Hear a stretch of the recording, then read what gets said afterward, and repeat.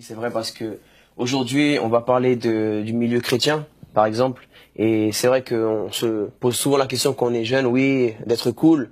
Et il y a beaucoup trop dans la jeunesse, je parle particulièrement de la jeunesse parce que c'est dans la jeunesse qu'on emploie ce mot cool. Oui. Et on est cool avec le péché. On te propose un peu de drogue au collège, au lycée, et on te propose à boire, on t'invite à une soirée, ou de sortir avec un garçon, avec une fille. On se dit, mais si tu fais pas, t'es pas un gars cool, t'es pas une fille cool. Et juste pour paraître cool aux yeux des autres, eh ben, on est cool avec le péché. Alors que le diable n'est pas cool avec nous. Vraiment. Et par contre, Dieu, qui nous aime, lui, a vraiment été cool avec nous. Il y a 2000 ans, à la croix, il nous a aimés. Il a été cool alors qu'on méritait pas qu'il soit cool avec nous. On méritait vraiment qu'il soit dur. Mais il a porté ce jugement, il l'a fait par amour à nous. Et je pense qu'il est important pour la jeunesse et pour tout chrétien de prendre des fermes décisions. Il vaut mieux aller au ciel en n'est pas étant cool aux yeux du monde, plutôt que d'être cool aux yeux du monde et d'aller en enfer. C'est clair. Et on n'est pas cool parfois avec le Saint-Esprit. On a du temps, on n'est pas cool avec le Saint-Esprit parce qu'il est là et on lui parle pas. Alors, je sais pas si toi, Yveline, si tu es avec une amie et tu lui parles pas, toi t'es là toute la journée, elle est là, elle t'accompagne partout, mais toi tu lui parles pas, t'es pas cool. Et c'est exactement ce qu'on fait avec le Saint-Esprit de Dieu.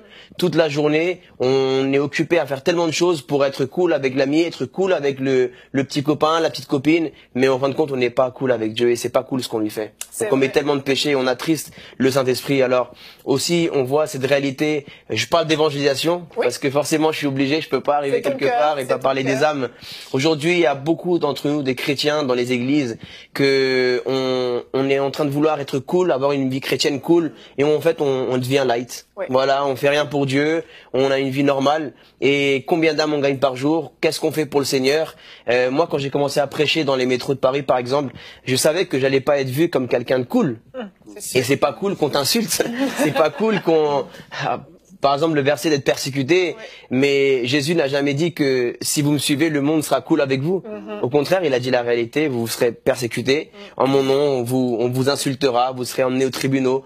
Et il faut prendre un choix. Alors, être chrétien, accepter de donner sa vie à Jésus, c'est accepter de ne pas être vu cool devant ce monde aujourd'hui. L'évangile de Jean, ou bien plutôt la première lettre de Jean, il dit « Celui qui aime le monde est ennemi de Dieu ». Donc nous devons prendre une décision ferme.